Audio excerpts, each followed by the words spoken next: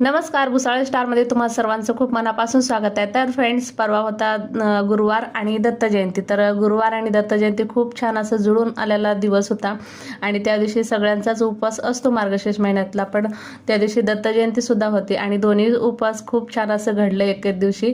तर त्यानंतर बघा इथे स्वामी पारायण चालू आहे इथे आणि आम्हाला काय बसता येत नाही कारण की लहान मुलं पण आहेत आणि घरातला प्रॉब्लेम पण असतो खूप.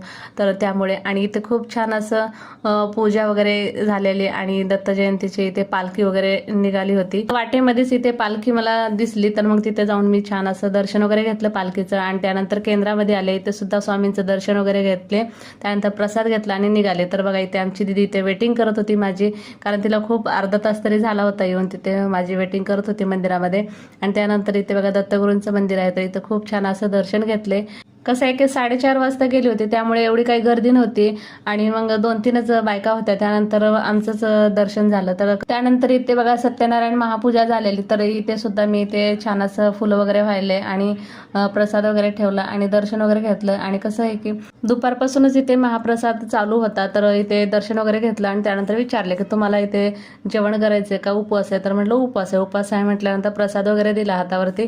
त्यानंतर इथे सगळा महाप्रसाद चालू होता इथे सगळ्यांचा आणि खूप छान असं वातावरण होतं. त्यानंतर आम्ही घरी निघालो. मग त्यानंतर घरी आल्यानंतर बघा किती कामं असतात, घरात ते कामं संपत नाहीत. घरी आल्यानंतर स्वयंपाक वगैरे केला आणि भांडी वगैरे घासली आणि त्यानंतर मुलांना थोडं भांडे घासा म्हटलं की मुलांना वाटतं, खूप कंटाळा वाटतं की अभ्यास आहे म्हणतात. त्यानंतर मग स्वयंपाक बनवला, मग पूजा वगैरे केली, नैवेद्य काढून घेतला देवीला आणि पोथी वाचली. पोथी वाचल्यानंतर इथे आरती वगैरे केली आणि चला म्हटलं आता उपवास सोडायचा आहे. बघता बघता 8 कधी वाजले हे कळलंच नाही, तर चला म्हटलं आता उपवास सोडायचा एकदाचा. आणि व्हिडिओ आवडला असेल तर व्हिडिओला लाईक, शेअर अँड सबस्क्राईब करा. Bye bye, thank you.